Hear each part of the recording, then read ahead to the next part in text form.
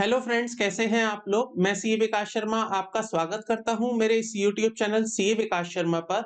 आज मैं लाया हूं आपके लिए एक बहुत ही इंपॉर्टेंट वीडियो। और आज की ये वीडियो उन लोगों के लिए काफी इंपॉर्टेंट होने वाली है जिनको एचआरए रिसीव नहीं होता है। जी हाँ दोस्तों, मैं बात कर रहा हूँ हाउस रेंट अलाउंस के बारे में। तो वो सभी लोग जो किसी ना किसी एम्प्लॉयमेंट में एंगेज्ड है और उन्हें एचआरए मिलता है, तो वो सभी लोग जानते होंगे कि उन्हें एक एचआरए की एक एग्जम्पशन मिलती है। लेकिन वो लोग जो एम्प्लॉयमेंट में नहीं है, इट मींस जो सेल्फ एम्प्लॉयमेंट में है, अपना बिजनेस करते हैं, या फिर वो ऐसी एम्प्लॉयमेंट में है जहां पर एचआरए का कोई बेनिफिट उन्हें नहीं मिलता है, तो ऐसे में उन लोगों के लिए एक बहुत इंपॉर्टेंट सेक्शन है जिसके थ्रू वो अपने द्वारा दिए गए रेंट की डिडक्शन क्लेम कर सकते हैं एज पर सेक्शन 80 डबल जी। जी हाँ दोस्तों, मैं बात कर रहा हूँ सेक्शन 80 जी के बारे में, जिसका बेनिफिट आपको दिया जाता है एज ए डिडक्शन जब आप अपनी इनकम और उसका टैक्स कंप्यूट कर रहे होते हैं। तो आज की इस वीडियो में मैं आपको बताने वाला हूँ सेक्शन 80 डबल जी क्या होता है, कैसे आपको इसका बेनिफिट मिलता है, क्या कंडीशंस हैं जो आपको पूरी करनी होती हैं, और अगर आप इस डिडक्शन का बेनिफिट उठाना चाहते हैं तो कितने अमाउंट की आपको यहाँ पर डिडक्शन मिलती है। देखेंगे सारी चीजें इस सेक्शन के बारे में, तो वीडियो पर आप स्टार्टिंग से लेके आखिरी तक बने रहिएगा। वीडियो को पूरा देखिएगा ताकि आपको ये सेक्शन अच्छे से पता चल पाए और आप इसका बेनिफिट उठा पाए अगर आपके लिए ये सेक्शन एप्लीकेबल होता है। तो चलिए वीडियो को शुरू कर लेते हैं, देख लेते हैं इस सेक्शन के बारे में सारी वो बातें जो आपको पता होनी चाहिए। तो दोस्तों, ये है वो हमारे सामने सेक्शन 80 डबल जी जिसकी आपको डिडक्शन मिलती है, और मैं कह सकता हूं कि आपको यहाँ पर इसका टैक्स बेनिफिट मिलता है ऑन पेमेंट ऑफ रेंट। तो अगर आप रेंट पे करते हैं तो आप इस सेक्शन का बेनिफिट उठा सकते हैं। चलिए देख लेते हैं इस सेक्शन के बारे में और क्या बातें हैं। तो यहाँ पर सबसे पहले बात कर लेते हैं इसके इंट्रोडक्शन की। तो यहाँ पर सबसे पहले बात कर लेते हैं एचआरए की, जिसको कि हम हाउस रेंट अलाउंस के नाम से जानते हैं। हाउस रेंट अलाउंस और commonly known as HRA is an amount which is paid by the employer to employee as a part of their salary, done as it help to provide employee with tax benefit towards the payment for the accommodation every year। तो यहाँ पर आपको HRA जो मिलता है वो इसलिए दिया जाता है ताकि जो आप अपने एकोमोडेशन पर एक्सपेंडिचर करते हैं, रेंट पे करते हैं, उसके रेस्पेक्ट में आपको वहां पर एक टैक्स बेनिफिट मिल सके। तो जब भी आप किसी एम्प्लॉयमेंट में जाते हैं तो वहां पर आपके सैलरी स्ट्रक्चर में एक एचआरए का कंपोनेंट रखा जाता है ताकि आपको वहां पर टैक्स में उसका बेनिफिट मिल सके।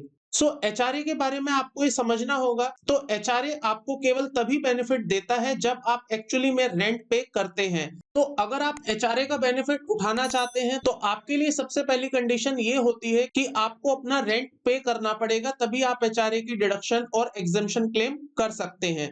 तो देख लेते हैं क्या लिखा हुआ है एचआरए के बारे में। HRA is an exemption is provided only if the employee is living in a rented accommodation.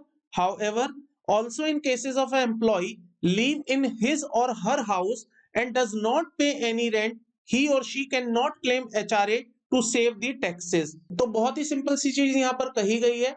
अगर आप अपना रेंट नहीं पे करेंगे, इट मींस आप अपने हाउस में रहते हैं, तो उस केस में आपको एचआरए की एग्जेम्पशन नहीं दी जाएगी। तो दोस्तों, यहाँ पर एक चैलेंज आता है कि वो सभी लोग जो एम्प्लॉयमेंट में हैं उनको एचआरए मिलता है और वो अपनी एचआरए की एग्जेम्पशन क्लेम कर लेते हैं अगर उन्होंने रेंट पे किया है। तो सवाल ये उठता है कि वो सभी लोग जो एम्प्लॉयमेंट में नहीं है, इट मींस वो जॉब नहीं कर रहे हैं या उनको कोई सैलरी नहीं मिल रही है जिसकी वजह से वो एचआरए क्लेम नहीं कर पा रहे हैं, और स्टिल वो लोग किराए पर रह रहे हैं, रेंट पर रह रहे हैं, उनका एकोमोडेशन है जिसके लिए वो रेंट पे कर रहे हैं, तो क्या उन्हें कोई डिडक्शन मिलनी चाहिए उस रेंट की जो उन्होंने पे किया है for the accommodation.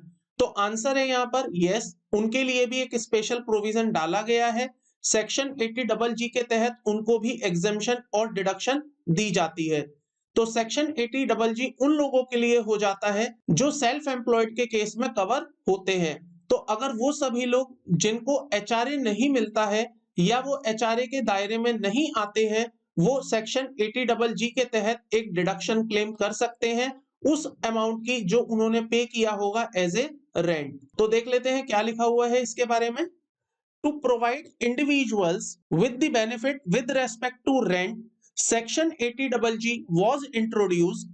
Section 80 double G is a special provision under chapter 6A of the Income Tax Act 1961, which provide tax reprieve to those who do not avail the house rent allowances. तो बहुत ही simple सी चीज यहाँ पर कही गई है, वो सभी लोग जो एचआरए का बेनिफिट नहीं उठा पाते हैं, एचआरए नहीं क्लेम कर पाते हैं या उन्हें एचआरए मिलता ही नहीं है, तो वो यहाँ पर अपने उस रेंट के अमाउंट की डिडक्शन क्लेम कर सकते हैं। दोस्तों अब समझ लेते हैं सेक्शन 80GG के बारे में कि सेक्शन 80GG आपको कैसे डिडक्शन देता है, कितनी डिडक्शन आपको इस सेक्शन में अलाउ होती है। सो यहाँ पर लिखा हुआ है सेक्शन 80GG के बारे में, section 80GG allow taxpayer to claim a deduction for rent paid for the furnished or unfurnished accommodation occupied by the taxpayer for on residence. The claim under section can only be made in case where house rent allowance not received. तो यहाँ पर simple ये कहना चाह रहे हैं, ये वाला जो सेक्शन है, इस वाले सेक्शन में जो आपको डिडक्शन है, ये केवल आप तभी क्लेम कर सकते हैं जब आपको एचआरए रिसीव ना हुआ हो। It means house rent allowance आपको रिसीव ना हुआ हो। दोस्तों कितनी डिडक्शन आप क्लेम कर सकते हैं, देखते हैं क्या लिखा हुआ है। Deduction is allowed for any expenditure incurred by him in excess of 10% of his adjusted total income. तो यहाँ पर सबसे पहले जो आपको बात ध्यान रखनी है वो है पॉइंट नंबर 1, जिसमें लिखा है any expenditure in excess of 10% of his adjusted total income towards payment of the rent in respect of any furnished or unfurnished accommodation.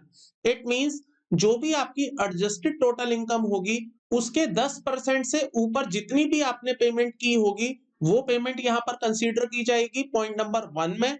तो मैं इसको नाम दे देता हूं पॉइंट नंबर 1। इसके बाद पॉइंट नंबर 2 में रखा गया है ₹5000 पर मंथ। तो मान लीजिए आप 80GG सेक्शन का बेनिफिट उठाना चाहते हैं तो पॉइंट नंबर 1 में आपको रखना है आपकी एडजस्टेड टोटल इनकम, जिसको कि हम अभी समझेंगे कि इसका क्या मीनिंग होगा। तो उसका 10% से ज्यादा जो भी आपने पेमेंट किया होगा वो आपको रखना है पॉइंट नंबर 1 में। उसके बाद पॉइंट नंबर 2 में आपको रखना है ₹5000 पर मंथ, और पॉइंट नंबर 3 में आपको रखना है 25% of his total income for the year. इन तीनों में से जो भी कम होगा विच एवर इज लोअर, वो आपको डिडक्शन यहां पर दे दी जाएगी। तो यहां पर आप लिख सकते हैं विच एवर इज लोअर।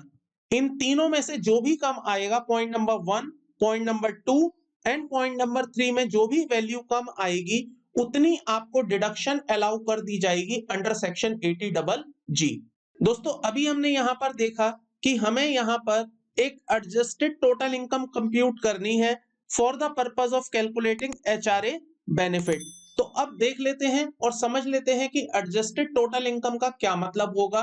तो अगर हम सेक्शन 80GG कंप्यूट करना चाहते हैं, उसके अंदर डिडक्शन कैलकुलेट करना चाहते हैं, तो हमें यहाँ पर समझना होगा कि एडजस्टेड टोटल इनकम का यहाँ पर क्या मतलब लिया जा रहा है। तो एडजस्टेड टोटल इनकम का जो मतलब यहाँ पर लिया जाएगा दोस्तों, वो कुछ इस तरह से लिया जाएगा, जिसमें पॉइंट नंबर 1 कुछ इस तरह से है, adjusted total income refer to income not including long term and short term capital gain. तो सबसे पहली चीज जो आपको याद रखनी है, ये वो एक ऐसी इनकम होने वाली है, मतलब एडजस्टेड टोटल इनकम एक ऐसी इनकम होगी जिसके अंदर शामिल नहीं किया जाएगा not including long term capital gain and short term capital gain. तो जब आप अपनी एडजस्टेड टोटल इनकम कंप्यूट करेंगे, उस इनकम में आप अपने लॉन्ग टर्म कैपिटल गेन और short term capital gain exclude कर देंगे। लेकिन शॉर्ट टर्म कैपिटल गेन के अंदर एक्सक्लूड कर दिया जाएगा उन कैपिटल गेन्स को जो टैक्स होते हैं 15% से अंडर सेक्शन 111A। इसके बाद दोस्तों यहाँ एक एडजस्टमेंट और की जाएगी, also adjusted total income refer to income excluding income under section 115A to 115D and deductions from 80C to 80U। तो जब आप अपनी टोटल इनकम कंप्यूट करेंगे, एडजस्टेड टोटल इनकम कंप्यूट करेंगे, तो वहां पर आप अपनी इनकम जो कि 115A से 115D तक की होगी वो आप वहां पर एक्सक्लूड कर देंगे। साथ ही साथ वो सभी डिडक्शंस जो आपने क्लेम की होंगी अंडर सेक्शन 80C से 80U तक की, वो भी आप यहां पर माइनस कर देंगे। सो यहाँ पर अगर मैं फॉर्मूला दूं आपको एडजस्टेड टोटल इनकम का, तो वो कुछ इस तरह से निकल के आएगा, जिसमें सबसे पहले आपको लेनी है अपनी ग्रॉस टोटल इनकम। तो जैसे ही आप यहाँ पर ग्रॉस टोटल इनकम लेंगे, उसमें से आप माइनस कर देंगे लॉन्ग टर्म कैपिटल गेन। यहाँ पर मैं इसको लिख सकता हूँ शॉर्ट में LTCG, वो आप यहाँ पर माइनस कर देंगे। इसके बाद आप माइनस कर देंगे short term capital gain subject to tax at 15%, और उसके बाद आप माइनस कर देंगे deductions under section 80C to 80U, और साथ के साथ आपको यहाँ पर माइनस करना होगा income from the foreign companies. तो आपको ये चार चीजें वहां से माइनस कर देनी है दोस्तों, अगर आप अपनी एडजस्टेड टोटल इनकम कंप्यूट करना चाहते हैं। मैं इसको फिर से रिपीट कर देता हूं। तो सबसे पहली चीज जो आपको माइनस करनी है वो है लॉन्ग टर्म कैपिटल गेन।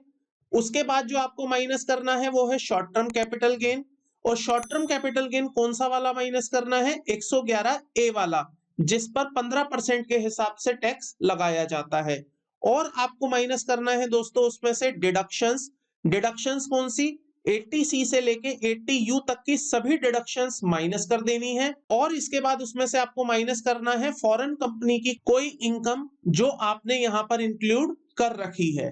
तो जब ये चार चीजें आप उसमें से माइनस कर देंगे, अपनी टोटल इनकम में से माइनस कर देंगे, तो आपके पास जो रिजल्ट निकल के आएगा दोस्तों, वो आपकी एडजस्टेड टोटल इनकम बन जाएगी। और इस एडजस्टेड टोटल इनकम को आपको यूज करना होगा अपने इस वाले फॉर्मूले में, जहां पर हमने क्वांटम ऑफ डिडक्शंस की बात की थी।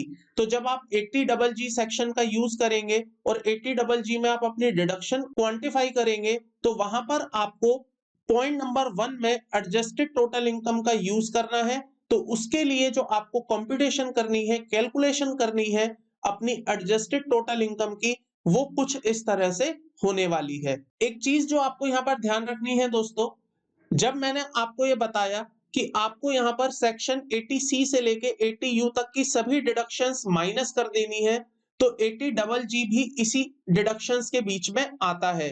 तो आप ऐसे में क्या करेंगे कि जब आप 80C से 80U तक की डिडक्शंस माइनस कर रहे होंगे, तो वहां पर आप 80GG को इग्नोर कर देंगे, क्योंकि 80GG तभी कैलकुलेट होगा जब आप अपनी एडजस्टेड टोटल इनकम कंप्यूट करेंगे। और एडजस्टेड टोटल इनकम तब कंप्यूट होगी जब आप अपनी 80C से 80U तक की, जिसमें 80GG भी कवर होता है, तो वो आप माइनस कर देंगे। तो ऐसे में कॉन्ट्राडिक्शन आ जाएगी। तो यहाँ पर चीजों को सेटल करने के लिए क्लियर किया गया है, section 80GG shall not be included in the above deductions from 80C to 80U। तो जब आप 80C से 80U तक की डिडक्शंस माइनस कर रहे होंगे, तो वहां पर आप सेक्शन 80GG को इग्नोर कर दीजिएगा। तो 80G की कैलकुलेशन आप अकॉर्डिंगली कर पाएंगे। तो दोस्तों ये थी वो कैलकुलेशन पार्ट 80GG का, कि आप 80GG में अपनी कैलकुलेशन किस तरह से करेंगे, आप कैसे कैलकुलेट करेंगे कि कितनी डिडक्शन आपको वहां पर मिलने वाली है। तो दोस्तों अब बात कर लेते हैं कि कौन लोग हैं या कौन से ऐसे केसेस हैं जहां पर 80GG का बेनिफिट आपको मिल जाएगा। तो सबसे पहला पॉइंट यहां पर लिखा हुआ है, only individuals and HUF are eligible to claim these tax deductions. तो ये वाली टैक्स डिडक्शन केवल इंडिविजुअल और HUF को ही दी जाएंगी, इनके अलावा ये बेनिफिट किसी को नहीं दिया जाएगा। बिजनेस और other enterprises can not avail the same tax discount upon paying a rent in a given financial year. तो यहाँ पर बिजनेसेस को और उन एंटरप्राइजेस को उसकी डिडक्शन नहीं दी जाएगी जिसके रेस्पेक्ट में यहाँ पर आपने टैक्स डिडक्शन क्लेम कर ली होगी। तो यहाँ पर सिंपली मैं कहना चाहता हूं, मान लीजिए आप एक सोल प्रोप्राइटरशिप में बिजनेस करते हैं, आपने रेंट पे किया और आपने अपनी इंडिविजुअल ITR में जब आपने अपनी ITR फाइल करी तो 80GG का बेनिफिट उठा लिया। तो अब ऐसे में जो आप ये रेंट पे कर रहे हैं, उस रेंट को आप अपने बिजनेस में एज एन एक्सपेंडिचर अलाउ नहीं करवा पाएंगे, वहां पर आपको ये एक्सपेंडिचर अलाउ नहीं किया जाएगा as a expenditure for your business. तीसरे नंबर पर यहाँ पर लिखा हुआ है दोस्तों, individuals who are either salaried, professional or self employed can take the advantage of this provision. तो अगर आप मान लीजिए सैलरीड हैं, आपको HRA मिलता है, तो आप HRA क्लेम करेंगे, फिर आपके लिए सेक्शन नहीं होगा। लेकिन अगर आपको HRA नहीं मिलता है and even though you are a salaried employ, तो आप इस सेक्शन का बेनिफिट उठा सकते हैं। और अगर आप सेल्फ एम्प्लॉयड पर्सन भी हैं, तब भी आप इस सेक्शन का यूज कर सकते हैं। तो मैं कह सकता हूं चाहे आप सैलरीड हो, चाहे आप सेल्फ एम्प्लॉयड हो, अगर आपको एचआरए नहीं मिलता है तो आप इस सेक्शन का बेनिफिट उठा सकते हैं। दोस्तों इसके बाद यहां लिखा हुआ है, if one has no income to speak of, he or she is disqualified from seeking section 80GG income tax benefit even she or he pay a rent। तो यहां पर सिंपली ये कहना चाहते हैं, अगर किसी पर्सन की कोई इनकम नहीं होती है तो ऐसे में उसको इस सेक्शन का बेनिफिट नहीं दिया जाएगा, इवन दो उसने एक्चुअली में भले ही रेंट क्यों ना पे किया हो। तो अगर आपने रेंट पे किया है, also you are eligible to get a benefit under section 80GG, लेकिन क्योंकि आपकी यहाँ कोई इनकम नहीं है तो ऐसे में आप डिस्क्वालीफाई हो जाएंगे इस सेक्शन का बेनिफिट उठाने के लिए। इसके बाद यहाँ लिखा हुआ है, if a person salary include HRA payment, he or she ineligible to claim income tax rebate related to housing rent। तो ये चीज मैं आपको पहले भी बता चुका हूं, अगर आपको एचआरए मिलता है तो ऐसे में आप इस सेक्शन का बेनिफिट नहीं उठा सकते हैं, क्योंकि आपको ऑलरेडी एचआरए की एग्जम्पशन दी जा रही है under income from salary head. And last but not the least, even if one did not receive HRA for the major portion of the year, acquiring the same for a just a month disqualify his or her from claiming this year reprieve। तो यहां पर दोस्तों ये कहना चाह रहे हैं कि अगर मान लीजिए आपने पूरे साल में एचआरए रिसीव नहीं किया, लेकिन आपने आखिरी के 1 या 2 महीने में भले ही आपको एचआरए मिल गया हो, तो उस केस में भी आप इस सेक्शन को यूज नहीं कर पाएंगे। आप उस केस में इस सेक्शन का यूज करने के लिए डिस्क्वालीफाई हो जाएंगे।